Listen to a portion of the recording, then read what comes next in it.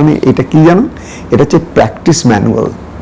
যতক্ষণ না তুমি অনুশীলন করছো, কোনো জিনিস তোমার নিজের হবার নয়, কিন্তু এটা এমন জিনিস যে তোমাকে সব সময় প্রবুদ্ধ করবে, ইন্সপায়ার করবে, মোটিভেট করবে, তোমার ইন্টেনশনটাকে জন্ম দেওয়ার চেষ্টা করবে। কি সেই শক্তির মাধ্যমে তোমার সেই অনুশীলনের যে ফলটা, যে আনন্দটা, সেটা তোমার কাছে আসবেই।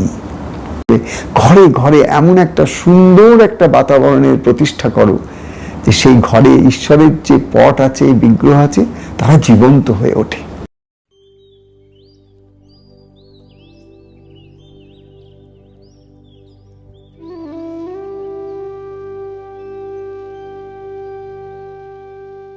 ঈশ্বর এই সমস্ত কিছু রচনাটা করেছেন, তাই না? তো আমি আজকে একটা অন্তত লাইন পড়ি, না হলে এই কথার মধ্যেই হয়তো থেকে যাব। মুখবন্ধে ভারী সুন্দর কয়েকটি কথা লেখা আছে বইটির মুখবন্ধে। বইটি কেবল পড়ার বই নয়, এটা যে একটু আগে তোমাদেরকে আমি বলেছি, বইটা কেবল পড়ার বই নয়। এই বইটা কেবল পড়ার বই নয়। তোমার কাছে অনেক পড়ার বই থাকতে পারে, যেগুলো তুমি পড়ো, রেখে দাও, হয়ে গেল, এটা তা নয়। এটি বিশেষ করে অনুশীলন করার জন্যই লেখা। তার মানে এটা কি জানো, এটা হচ্ছে প্র্যাকটিস ম্যানুয়াল।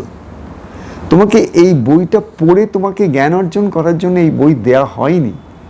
এই বইটা সেই জন্য কিনেও না, অনেক বই আছে তোমাকে জ্ঞানে ভরিয়ে দেবে, কিন্তু এটা এমন জিনিস যে তোমাকে সব সময় প্রবুদ্ধ করবে, ইন্সপায়ার করবে, মোটিভেট করবে, তোমার ইন্টেনশনটাকে জন্ম দেওয়ার চেষ্টা করবে। কি যে আমাকে অনুশীলন করতে হবে, till I practice nothing is mine.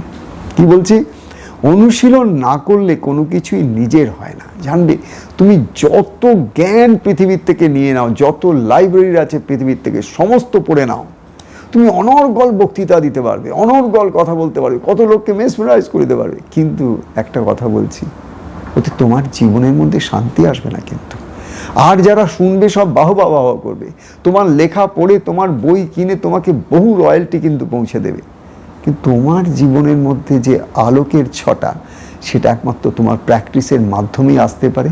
দ্বিতীয় কোনো পথ নেই, পন্থা নেই, আজ অব্দি হয়নি। ঋষি আচরিত কেন? ঋষি বহুকাল তপস্যা করে, আচরণ করে, মনের পারে গিয়ে সেই প্রজ্ঞা, অর্থাৎ মনের যে প্রজ্ঞানম ব্রহ্মা, অর্থাৎ সেই যে প্রজ্ঞার অবস্থা, যেটা বুদ্ধির নির্মল শুদ্ধ অবস্থা, সেই শুদ্ধ চিত্তে, শুদ্ধ মনে, শুদ্ধ বুদ্ধিতে যে জ্ঞান তিনি অর্জন করলেন, সেটাকেই কিন্তু তিনি আমাদের সকলের জন্য রেখে গেছেন হাজার হাজার বছর আগে।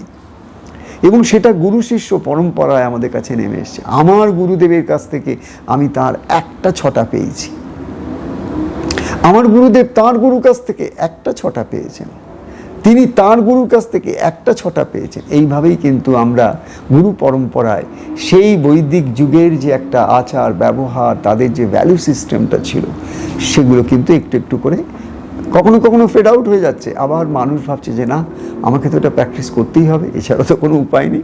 এইখানে সেই কথায় লেখা আছে, যতক্ষণ না তুমি অনুশীলন করছো, কোনো জিনিস তোমার নিজের হবার নয়, একমাত্র অনুশীলন, practice can give you a first hand experience. জীবনে সব সময় জানবে, যখন তুমি অনুশীলন করো না, তখন সেই অনুশীলিত যে মন, তোমার যে অনুশীলন করার যে একটা মন, ওই অনুশীলন করতে করতে তুমি অনেক কিছু শেখো, এবং সেই অনুসারে তুমি ইম্প্রোভাইজ করো, না এটা ঠিক কাজ করলো না, তাহলে এটাকে এইভাবে করবো। এইটাই হচ্ছে অনুশীলনের দিক, যেখানে তুমি, এটা বলে না, ধরো physics, chemistry, applied physics, applied chemistry, মানে সায়েন্সটাকে যখন তুমি অ্যাপ্লাই করলে, তখন ওটা অ্যাপ্লাইড হয়ে গেল। ফিজিক্সকে তুমি জানলে, ওটা জ্ঞান হলো, কিন্তু যখন তুমি ওটাকে অ্যাপ্লাই করতে আরম্ভ করলেন, তখন ওটা অ্যাপ্লাইড ফিজিক্স হয়ে গেল।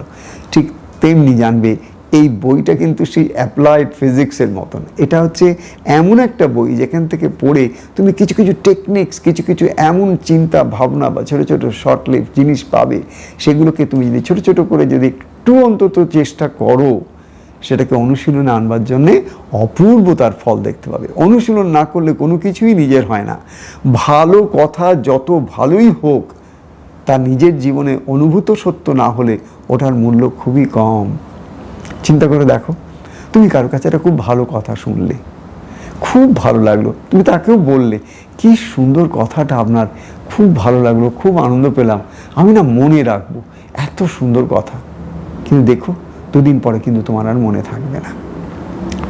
এটা আমাদের মনের স্বভাব।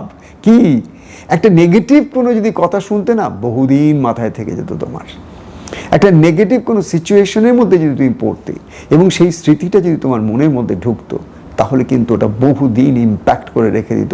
কেন নেগেটিভ? পজিটিভ জিনিস যত সুন্দরই হোক না কেন, তার যত মাধুর্যই থাকুক না কেন, সাময়িকভাবে সে যতই তোমাকে একটা ভাবের জগতে নিয়ে যাক না কেন, ইমোশনালি তুমি টাচড হও, কিন্তু সবসময় জানবে যে ওর একটা লিমিট আছে, তারপরে কিন্তু আর কাজ করে না। কিন্তু তুমি যদি একটু একটু করে নিজে অনুশীলন করতে আরম্ভ করো, প্র্যাকটিস করতে আরম্ভ করো, ডোন্ট ওয়ারি অ্যাবাউট দ্য রেজাল্টসের জন্য কোনো চোখই রেখো না, কিচ্ছু দরকার নেই তোমার, কোনো রেজাল্টসের দরকার নেই। তুমি কেবল যেমন যেমন বলা হয়েছে তেমন তেমন পালন করো। এটা কি বলা হয়? তুমি গুরু বাক্য নির্দ্বিধায় পালন করো, তাতে গুরু শক্তি অর্থাৎ ঈশ্বর শক্তি, কোনো মানুষের নয়, ট্রাই টু আন্ডারস্ট্যান্ড। গুরু শক্তি অর্থাৎ ঈশ্বরীয় শক্তি, এই ইউনিভার্সের মধ্যে যে একটা বিশাল মহাশক্তি, মহামায়ের কাছ থেকে প্রতিটি মানুষজন, কীট পতঙ্গ, প্রত্যেকটা মানুষের কাছে সেই শক্তির খেলা। সেই শক্তির মাধ্যমে তোমার সেই অনুশীলনের যে ফলটা, যে আনন্দটা, সেটা তোমার কাছে আসবেই। এটা একদম এমন করে তোমাকে আমি বলতে চাইছি, যাতে করে তুমি এই জিনিসটা সবার আগে বোঝো যে it's not by gathering knowledge. আমি আমার এই ৭৬ বছরের লম্বা জীবনে সারা পৃথিবী ঘুরে বহু মানুষের সংস্পর্শে, দেশে বিদেশে, every culture, every faith, every religious group, সব কমিউনিটির লোকের সঙ্গে আমি মেলামেশা করেছি। আমি দেখলাম যে মানুষের কাছে জ্ঞানের অভাব নেই। বিশেষ করে ভারতের মানুষের কাছে তো জ্ঞানের কোনো অভাবই নেই। প্রত্যেকটা মানুষ ভারতবর্ষে জ্ঞানী, সব জানে। কিন্তু when it comes to practice, তুমি দেখবে হাত গোনা মানুষের কাছে প্র্যাকটিসড রিয়ালিটিটা তাদের কাছে কিন্তু অ্যাভেলেবল। কেন? তারা খাটতে চায় না, পেতে চায়। না খেটে পেয়ে তার অদ্ভুত একটা ইগো স্যাটিসফ্যাকশন হয়। আর ইগোটা আধ্যাত্ম জগতের জিনিস নয়, ইগোটাকে ট্রান্সফর্ম করার জন্যে অধ্যাত্ম সাধনা। ওই ট্রান্সফর্মেটিভ প্রসেসটার জন্যে অনুশীলনের দরকার হয়, প্র্যাকটিসের দরকার হয়, অভ্যাস যোগের দরকার হয়। স্বয়ং ভগবান শ্রীকৃষ্ণের কথাটা অ্যাফার্ম করেছিলেন অর্জুনের কাছে, যে এটা মানছি যে এটা বায়ুর থেকেও তেজ গতি তার মনের, এটা মানছি যে মনের এমন অদ্ভুত ক্ষমতা যে সে তোমাকে প্রতারণার চরম জায়গায় তোমাকে চঞ্চল করে দিতে পারে। কিন্তু তবু তোমাকে বলছি, হ্যাঁ, এমনই যে মনের স্বভাব, সেই মনকেও তুমি শান্ত করতে পারো। কিভাবে? অভ্যাস এনে তো বলছে, তোমাকে অভ্যাস যোগের মধ্যে আসতেই হবে। ভগবান আমাদের সকলের জন্য বলে গেছেন যা যা কিছু করণীয় আছে, অত্যন্ত সহজ সরল করে বেদের ঋষিরা যা বলেছেন তার নির্যাস গীতার মধ্যে দেওয়া আছে, ছোট ছোট কথার মধ্যে। এবং এই বইটা আমি নেক্সট যে আমার এপিসোড আসবে তাতে আমি বলবো যে এই বইটা বেসিক্যালি একটা মাত্র শ্লোকের ওপরে, গীতার একটা শ্লোকের ওপর দাঁড়িয়ে আছে। মনু চলো নিজ নিকেতনে, বইটা কি সুন্দর কথা, মনু চলো নিজ নিকেতনে। যে গানটা গেয়ে যখন স্বামী বিবেকানন্দ এই গান যখন ঠাকুরের সামনে বসে তাঁর সেই ধ্যানমগ্ন অবস্থায় গেয়েছিলেন, ঠাকুর সঙ্গে সঙ্গে সমাধিস্থ হয়ে গেছিলেন। শ্রীরামকৃষ্ণ আনন্দে বিহ্বল হয়ে সমাধিস্থ হয়ে গেছিলেন। মন চলো নিজ নিকেতনে। কেন? আমরা ঘর ছাড়া হয়ে গেছি, আমরা এমন অভাগা যে আমরা অনাথের মতন এমনভাবে রাস্তাঘাটে ঘুরছি যেন আমাদের কোনো ঘর নেই। রাস্তাঘাটে ঘোরা মানে কি জানো? It's just a state of our mind. We are not home. By home I mean the place where you are in total rest, in total peace, in total harmony with your true being and true sense. অর্থাৎ আমারই ভেতরে এমন একটা জিনিস আছে, যে জিনিসটা লুকিয়ে আছে, সুপ্ত আছে, ঘুম পাড়ানো আছে, আমাকে সেটা জাগাতে হবে। এই জাগানোর খেলাটাই হচ্ছে কিন্তু মন চলো নিজ নিকেতনের একমাত্র প্রতিপাদ্য বিষয়। যদি কিছু থাকে, আমরা কি করছি? 30টা পাঠ, 30টা অভ্যাস পড়ে পড়ে পড়ে রোজ এটাকে দিয়ে আমরা প্র্যাকটিস করছি কিসের জন্যে? যাতে করে আমার মধ্যে যে সুপ্ত দিব্য চেতনা আছে সেটাকে কি করে চৈতন্যমুখী করতে পারি। আমার চেতনা চৈতন্য করে দে মা চৈতন্যময়ী।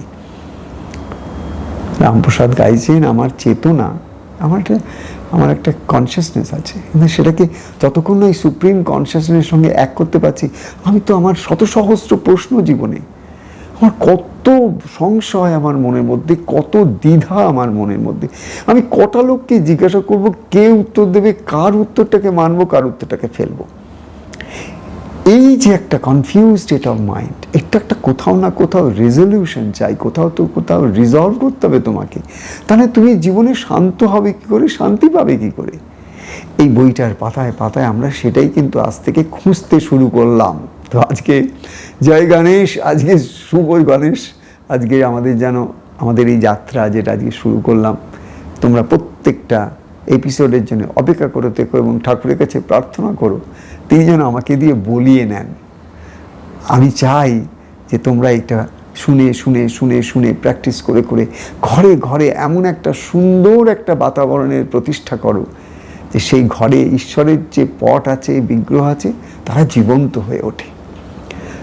তুমি ঘরে ঈশ্বরের পট রাখলে, ঈশ্বরের নানান রকম ঠাকুরের আসন করলে, যে যা ঠাকুর দেবতা দিল সব কালেক্ট করলে, কিন্তু তোমার ঘরের মধ্যে অশান্তি, তোমার ঘরের মধ্যে নানান রকম বিভ্রাট, এই যে অশান্তিকর পরিবেশ, এখানে কিন্তু ভগবান অর্থাৎ লক্ষ্মী থাকেন না, শ্রী সেখানে থাকে না, লক্ষ্মী সেখানে থাকে না, ভগবান সেখানে থাকতে পারেন না, গুরু সেখানে থাকতে পারেন না। এত অপরিচ্ছন্ন, এত মলযুক্ত, এখানে কি করে থাকবেন? তাই জন্য তোমাকে কি করতে হবে, এই অনুশীলনের মাধ্যমে চেষ্টা করো। চেষ্টা ছাড়া আমাদের কারুর কাছে কোনো কিছু ক্ষমতাই নেই। আমাদের চেষ্টা খালি, ওই জন্য আজকে একটা কথা বলে রাখলাম, চেষ্টা করবে কিন্তু রোজ কিন্তু ফলের আকাঙ্ক্ষা নিয়ে চিন্তা করো না। তোমার কাজ হচ্ছে চেষ্টা করা। ঈশ্বরের কাজ, তিনি যখন প্রসন্ন হবেন তার সময়, তোমার সময় নয়, তার সময় তিনি কিন্তু তোমাকে কি দেবেন, তিনি তোমাকে তার ইচ্ছা মতন ফল দান করবেন, যেটা তোমার জন্যেই একমাত্র মঙ্গলজনক। সেটা তোমাকেই দেবেন, আর কাউকে নয়। তুমি তোমারটা খাও, তুমি তোমারটা হজম করো, তুমি তোমার পুষ্টি দাও, তুমি তোমার জীবন ধারণ করো। তোমার জন্য আর কেউ খেতেও পারে না, পুষ্টিও পায় না। এইভাবেই যদি তুমি তোমার চিন্তা ভাবনা সব কিছুকে প্রত্যেক দিন অনুশীলনের মাধ্যমে একটু একটু করে সেই প্রজ্ঞার আলোকের দিকে যেতে পারো, সেই সদ্গুরুর কৃপা আলোকের দিকে যেতে পারো, সেই ঈশ্বরের মহাশক্তির খেলা যেটা, তার উপর নির্ভর করতে পারো, বলে রাখছি আগামী দিন অত্যন্ত কঠিন আসছে। এখন থেকে তৈরি হও। একমাত্র যারা ঈশ্বর আশ্রিত ভাব নিয়ে থাকতে পারবে তারাই রক্ষা পাবে। খুব কঠিন সময় আসছে আগে। আর এই ঈশ্বর নির্ভরতার মধ্যে যেন কোথাও কোনো রকম হিপোক্রিসির জায়গা না থাকে, তার মধ্যে কোথাও এতটুকু যেটাকে বলবো একটা ম্যানিপুলেশন, সেই জিনিসটা যেন না থাকে। অকপটভাবে, তার মধ্যে কোনো ছলনা না রেখে, কেবল যতটুকুন ঠাকুরকে ভালোবাসবার, তার মধ্যে যেন কোথাও কোনো ছল চাতুরির জায়গা না থাকে। এইটুকু করে তুমি তাঁর চরণে ছেড়ে দাও, আর কিচ্ছু আশা করো না। দাতা, তার থেকে বড় দান দেবার ক্ষমতার কারণ নেই গো। দাতা এক রাম, ভিখারি সারি দুনিয়া। এই ভাবটাকে মনে রাখবে যে আমরা যদি আমাদের কাজটা ঠিক করতে পারি, তাঁর দেওয়াতে কোনো কার্পণ্য কোনোদিন হয়নি, কোনো যুগে হয়নি, কারুর জন্য হয়নি, তোমার জন্য হবে না, আমার জন্য হবে না।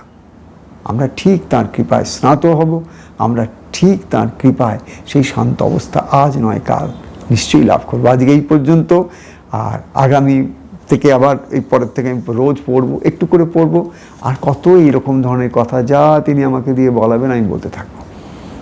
শোনাও, নিজে বলাও। ভালো কথা যত বলবে তোমার মধ্যে ভালো সংস্কার তত ফুটবে। তুমি যেখানে মন দাও সেটাই তুমি পাও। জয় ঠাকুর, জয় গুরুদেব, জয় গুরুদেব।